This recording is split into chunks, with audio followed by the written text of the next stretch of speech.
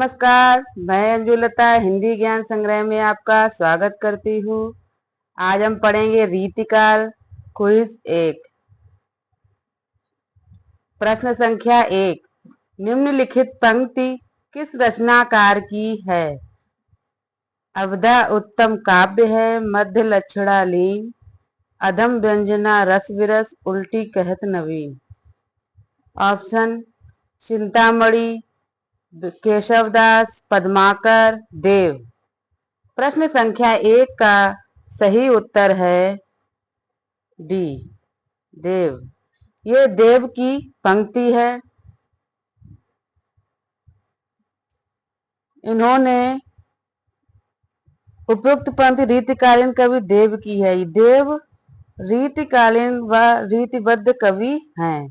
इनकी प्रमुख रचनाएं भाव विलास, भवानी विलास, कुशल विलास, देवचरित और प्रेमचंद्रिका आदि हैं। प्रश्न संख्या 2। आचार्य रामचंद्र शुक्ल ने रीतिकाल का आरंभ किस कवि से माना है? केशवदास, बिहारी लाल, चिंतामणि त्रिपाठी, मतीराम। प्रश्न संख्या 2 का सही उत्तर है सी। आचार्य रामचंद्र शुक्ल ने रीतिकाल का आरंभ चिंतामणि त्रिपाठी से माना है। चिंतामणि त्रिपाठी रसवादी आचार्य थे। ये 4 भाई थे: भूषण, मतीराम, जटाशंकर त्रिपाठी और चिंतामणि। प्रश्न संख्या 3। किस कवि के आश्रयदाता महाराज शिवाजी तथा छत्रसाल बुंदेला थे? देव, मतीराम, कबीर, भूषण। प्रश्न संख्या 3 का सही उत्तर है डी। महाराज शिवाजी और छत्रसाल बुंदेला के आश्रयदाता में भूषण कवि रहे थे। महाराज छत्रसाल ने भूषण की पालकी को कंधा लगाया था, जिस पर भूषण ने कहा, शिवा को बखानो की बखानो छत्रसाल को। आचार्य रामचंद्र शुक्ल भूषण के संदर्भ में कहते हैं, वे हिंदू जाति के प्रतिनिधि कवि हैं। प्रश्न संख्या 4। सन कज्जल चस झस लगन उपज्यो सुदिन स्नेहु, क्यों न नृपति हवै भोगवै लहि सुदेश सबु देहु। बिहारी के उपयुक्त दोहे में उनकी बहुज्ञता का कौन सा पक्ष प्रकट हुआ है? वैद्यक ज्ञान, राजनीति, देशाटन, ज्योतिष ज्ञान। प्रश्न संख्या 4 का सही उत्तर है डी। इसमें ज्योतिष ज्ञान को दर्शाया गया है। ये बिहारी का दोहा है। सखी नायिका से कहती है कि काजल रूपी शनि ग्रह के नेत्र रूपी मीन राशि में स्थित होने से शुभ मुहूर्त में जो स्नेह रूपी शिशु उत्पन्न हुआ है, वह राजा होकर संपूर्ण शरीर रूपी सुंदर प्रदेश को क्यों नहीं भोगेगा। प्रश्न संख्या 5। बिहारी का गागर में सागर भरने का जो गुण इतना प्रसिद्ध है, वह बहुत कुछ रूढ़ की स्थापना से ही संभव हुआ है। यह कथन किस लेखक का है? आचार्य हजारी प्रसाद द्विवेदी, रामचंद्र शुक्ल, गुलाब राय, श्याम सुंदर दास। प्रश्न संख्या 5 का सही उत्तर है बी। यह कथन रामचंद्र शुक्ल का है।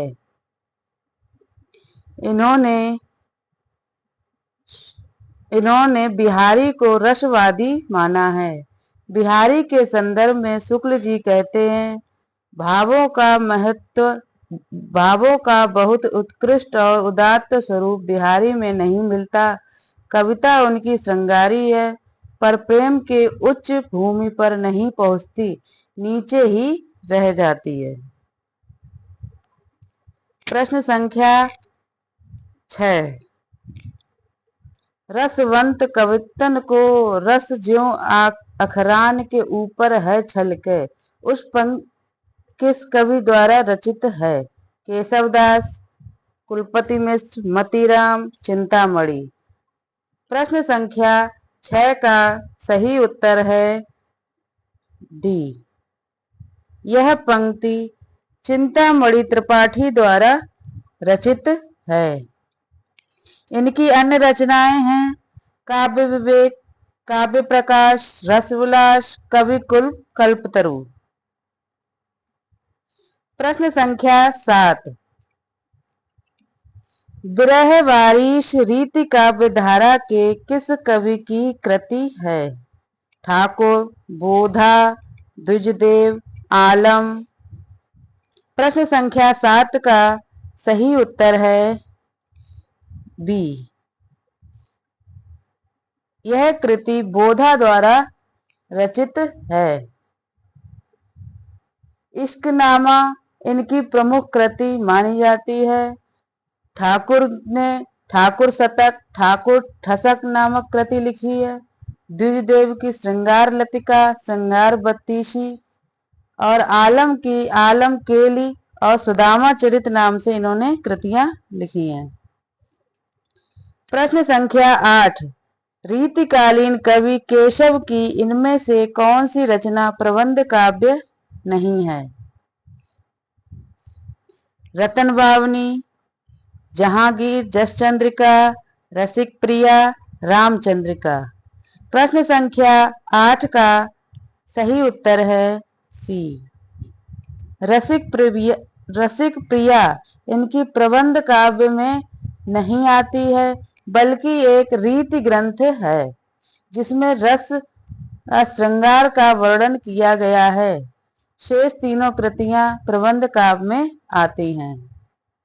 केशवदास द्वारा रचित रसिक प्रिया 1591 ईस्वी में रचा गया था।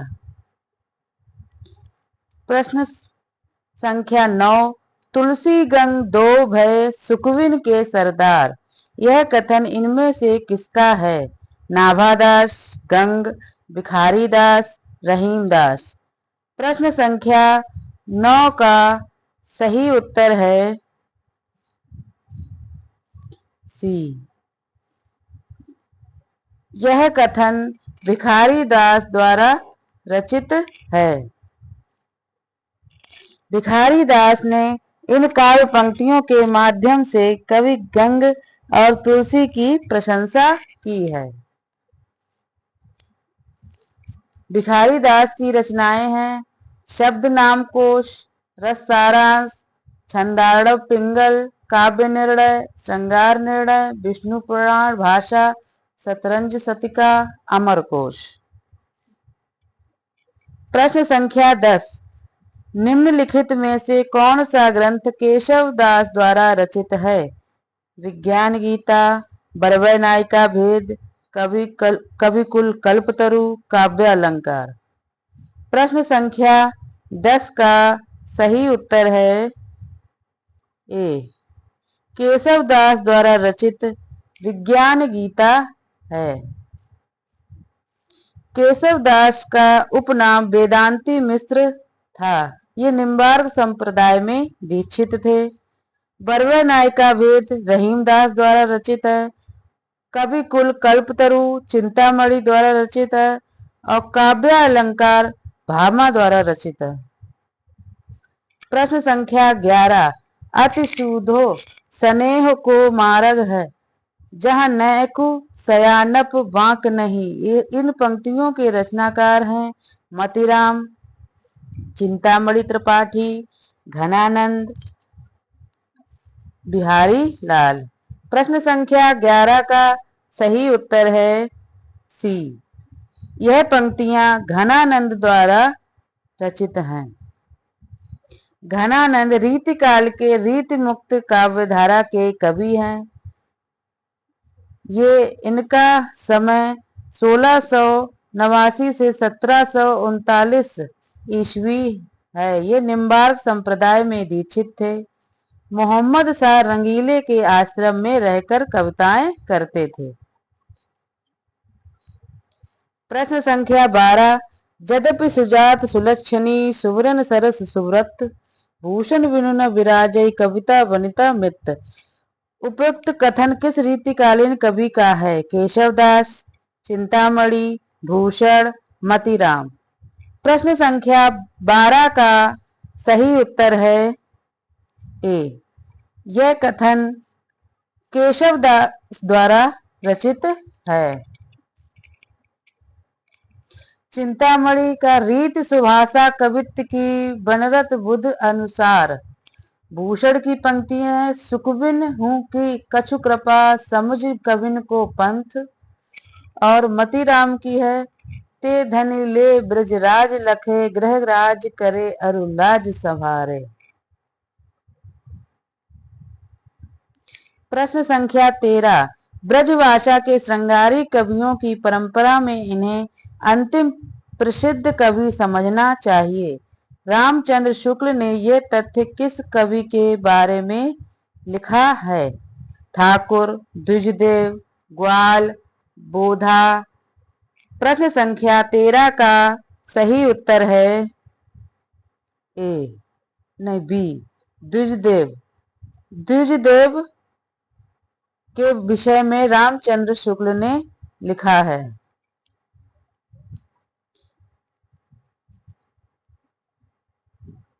प्रश्न संख्या 14। हिंदी में रीति का प्रयोग साधारणतः लक्षण ग्रंथों के लिए होता है।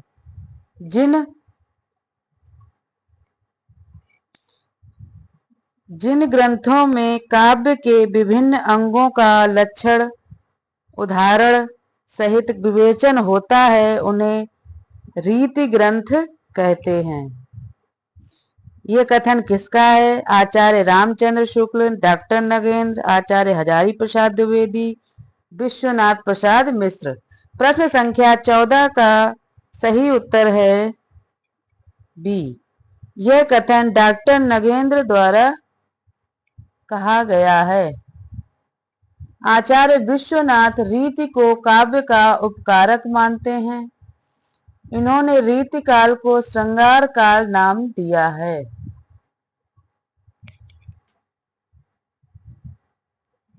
प्रश्न संख्या 15। रीति काल को श्रृंगार काल किसने कहा है? विश्वनाथ प्रसाद मिश्र, मिश्र बंधु, हजारी प्रसाद द्विवेदी, डॉक्टर नगेंद्र। प्रश्न संख्या 15 का सही उत्तर है ए। रीति काल को श्रृंगार काल नाम विश्वनाथ प्रसाद मिश्र ने दिया है। मिश्र बंधु ने अलंकृत काल नाम दिया है। हजारी डॉक्टर ग्रियर्सन ने रीति काव्य नाम दिया है। और डॉक्टर नगेंद्र और रामचंद्र शुक्ल ने रीति काल नाम दिया है। रमाशंकर शुक्ल रसाल ने रीति काल को कला काल नाम दिया है। और त्रिलोचन ने अंधकार नाम दिया है। प्रश्न संख्या 16। कौन सा विकल्प सुसंगत नहीं है? काव्य विवेक, चिंतामणि। काव्य विवेक चिंतामणि का है। शिवा बावनी भूषण का है। व्रत कौमुदी मतीराम का है। प्रताप सिंह बिरदावली ये सेनापति का नहीं है, यही गलत है। प्रताप सिंह बिरदावली ये किसका है? पद्माकर का।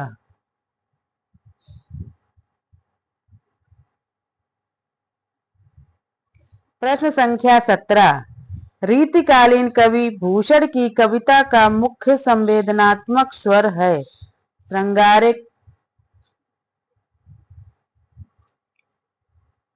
श्रृंगारिक है, व्यंग मूलक है और प्रशस्ति परक है, कारुणिक है। प्रश्न संख्या 17 का सही उत्तर है सी। भूषण की कविता का मुख्य संवेदनात्मक स्वर प्रशस्ति परक है।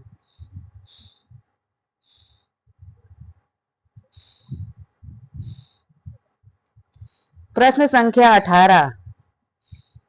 केशव दास के कृतित्व विषय कौन सा कथन सही नहीं है?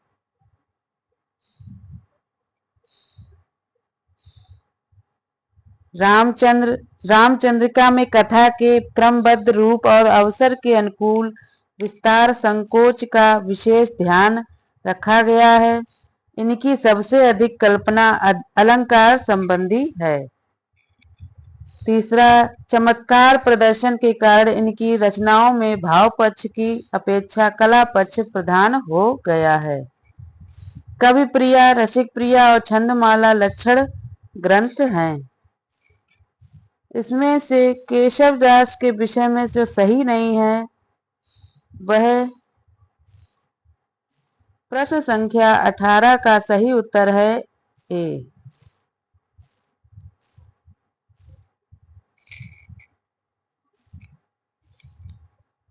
केशव दास रचित महाकाव्य रामचंद्रिका का रचना काल 1601 ईस्वी है। इसमें कुल 1717 छंदों के द्वारा भगवान राम की कथा वर्णित है, किंतु ये भक्ति प्रधान न होकर काव्य ग्रंथ ही है।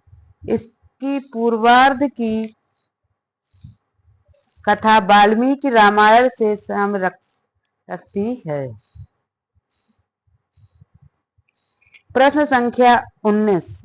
किस विकल्प में सभी रचनाएं भिखारी दास की हैं? श्रृंगार निर्णय, रसराज, वृत्त विचार, काव्य निर्णय, शब्द रसायन, काव्य विकास, रस रत्नाकर, रस सारांश, रस पीयूष निधि, काव्य निर्णय, रस सारांश, छंदोर्व पिंगल। प्रश्न संख्या 19 का सही उत्तर है डी। ये सभी रचनाएं भिखारी दास द्वारा रचित हैं। इनका जीवन काल इनका रचना काल है 1725 से 1760 ईस्वी के बीच माना जाता है। इनका जन्म प्रतापगढ़ में हुआ था। इनकी रचनाएं शब्द नामकोश, रस सारांश, छंदाड़व पिंगल, काव्य निर्णय, श्रृंगार निर्णय, विष्णु पुराण भाषा और शतरंज शतिका हैं।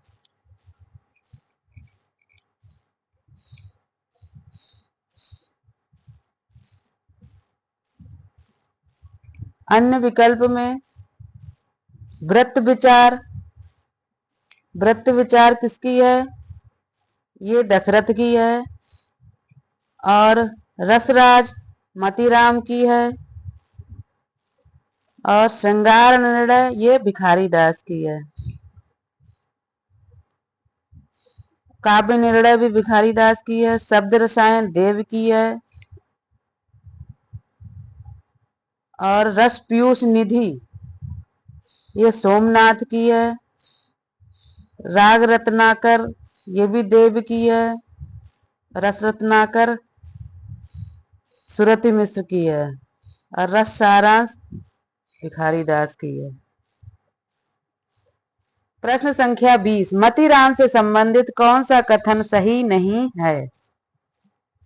रसराज और ललित ललाम इनकी विशिष्ट ख्याति के मुख्य आधार हैं।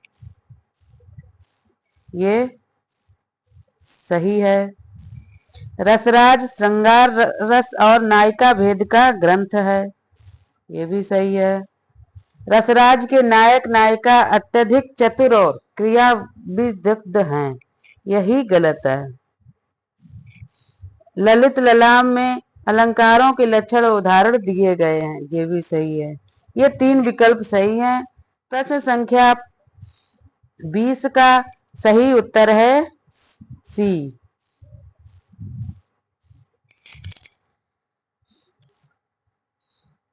मतीराम का जन्म 1617 ईस्वी में कानपुर उत्तर प्रदेश में हुआ था।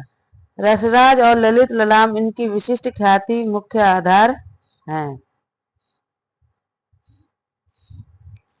इनकी रसराज में के नायक नायिका अत्यधिक चतुर और क्रियाबद्ध नहीं है, ये कथन गलत है।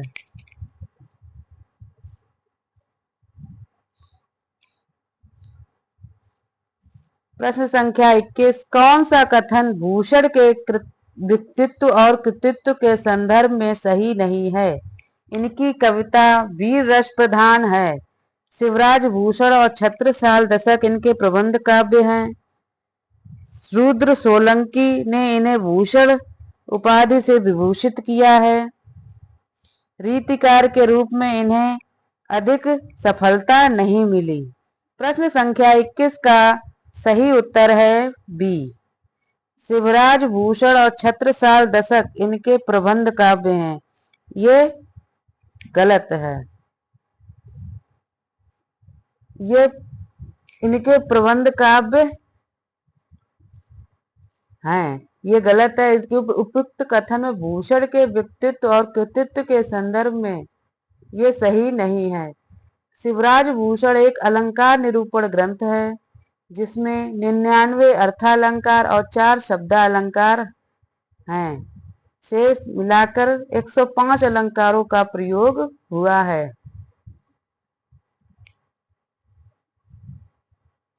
प्रश्न संख्या 22, देवकृत सुख सागर तरंग को नायिका भेद का एक विश्वकोश समझना चाहिए। उक्त कथन किस विद्वान का है? डॉक्टर नगेन, मिश्र बंधु, विश्वनाथ प्रसाद मिश्र, आचार्य रामचंद्र शुक्ल। प्रश्न संख्या 22 का सही उत्तर है ए, डॉक्टर नगेंद्र का ये कथन है। इन्होंने सुख सागर तरंग को नायिका भेद का विश्वकोश माना है। इनका अंतिम लक्षण ग्रंथ है ये, जो पिहानी के अकबर अली खां को समर्पित है।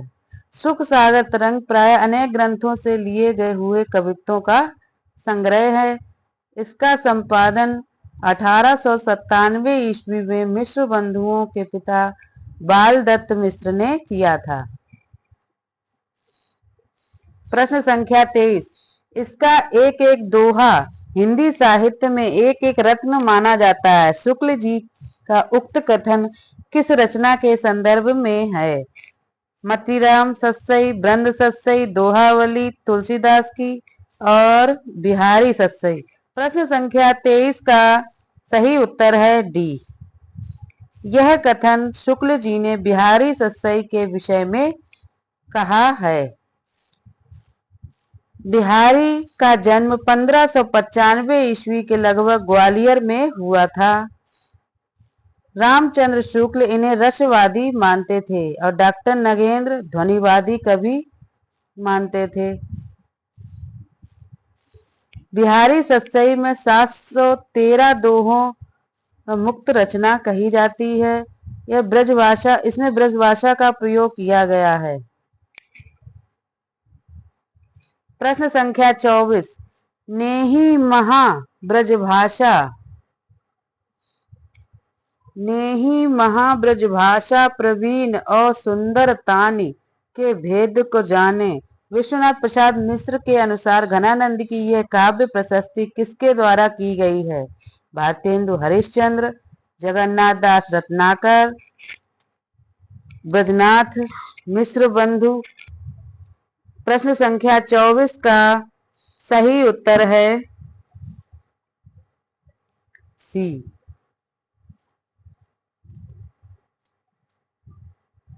यह ब्रजनाथ द्वारा की गई है। घनानंद रीति मुक्त काव्य धारा के प्रतिनिधि कवि माने जाते हैं। घनानंद का जीवन काल 1689 से 1739 ईस्वी के बीच स्वीकारा जाता है। घनानंद की कविताओं को ब्रजनाथ नामक व्यक्ति ने घनानंद कवित्त के नाम से संग्रहित किया था। प्रश्न संख्या 25, इनका सा अर्थ सौष्ठव और नवोन्मेष विरले ही कवियों में मिलता है। रीतिकाल के कवियों में ये बड़े ही प्रगल्भ और प्रतिभा संपन्न कवि थे। शुक्ल जी का उक्त मत किस कवि के विषय में है? बिहारी, मतीराम, भूषण, देव। प्रश्न संख्या 25 का सही उत्तर है डी। यह कथन शुक्ल जी ने देव के विषय में कहा है।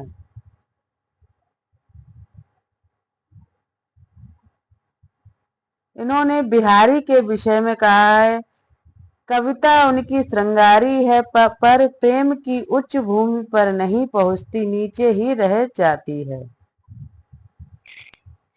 वे हिंदू जाति के प्रतिनिधि कवि हैं, ये भूषण के लिए कहा है।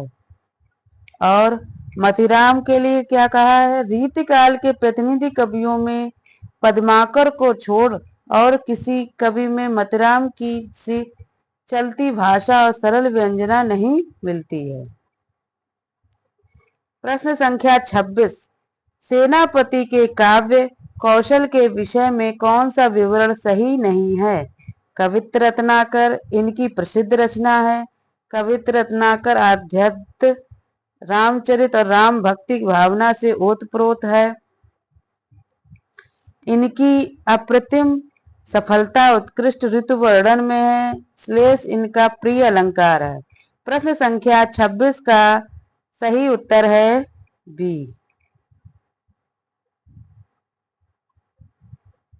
विकल्प बी सही नहीं है सेनापति के विषय में।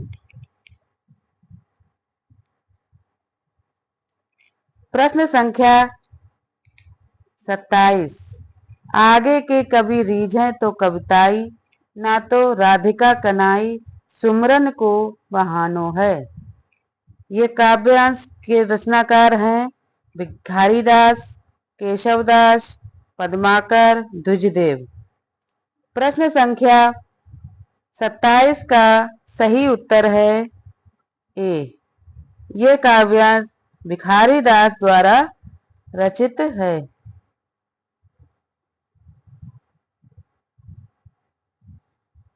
भिखारीदास जी ने कविता कर्म के संदर्भ में कहा है कि आगे की कवि रीझें तो कविता, अन्यथा राधा कृष्ण के स्मरण का बहाना ही सही।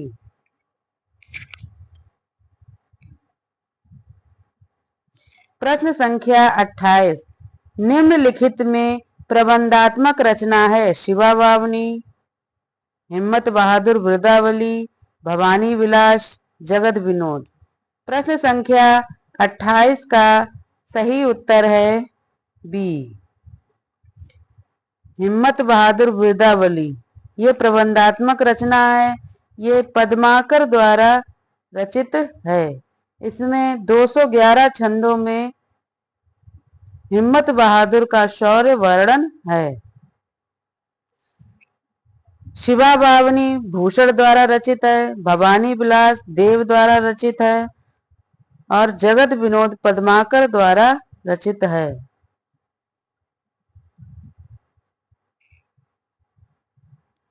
प्रश्न संख्या 29, निम्नलिखित में से कौन सा ग्रंथ मात्र अलंकार निरूपक नहीं है। कविकुल कंठाभरण, शिवराज भूषण, कविकुल कल्पतरु, ललित ललाम। प्रश्न संख्या 29 का सही उत्तर है सी, कविकुल कल्पतरु। ये अलंकार निरूपक ग्रंथ नहीं है। ये चिंतामणि द्वारा रचित अलंकार निरूपक ग्रंथ नहीं है। इसमें 1133 पद हैं जो 8 प्रकरणों में विभाजित हैं। इसका समय 1707 माना जाता है। प्रथम प्रकरण काव्य भेद काव्य लक्षण से संबंधित हैं।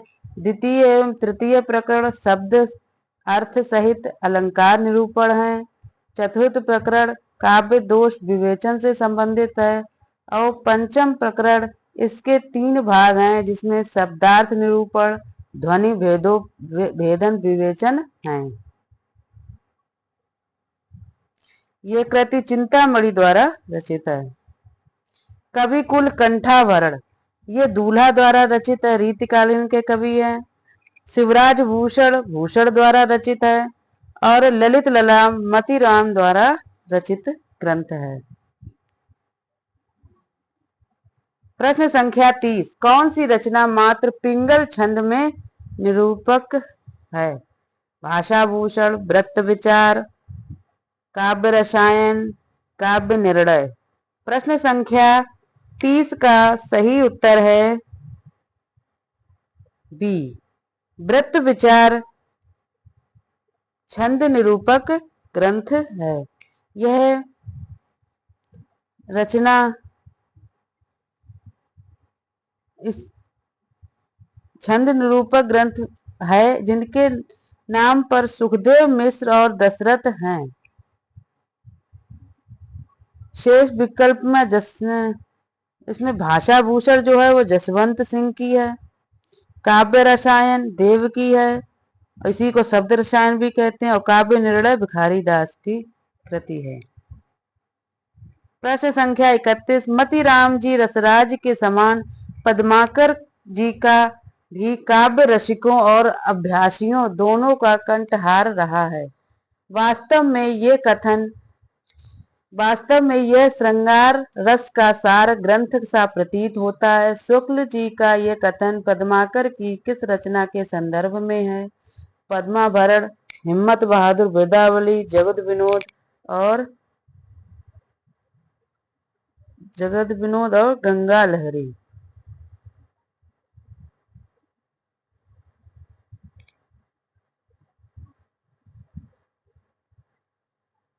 प्रश्न संख्या 31 का सही उत्तर है सी, शुक्ल जी ने पद्माकर में कि जगत विनोद के विषय में ये कहा है।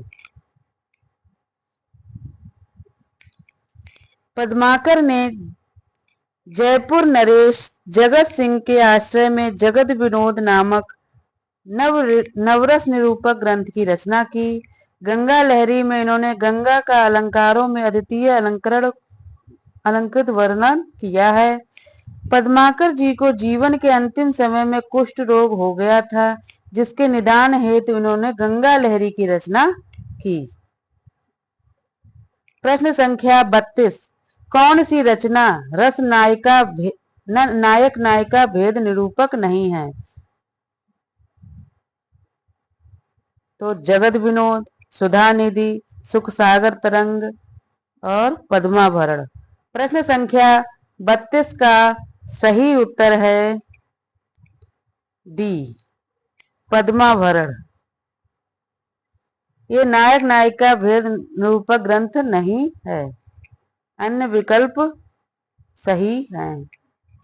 पद्माभरण 1810 ईस्वी में रीतिकालीन कवि पद्माकर द्वारा अलंकार निरूपक ग्रंथ है।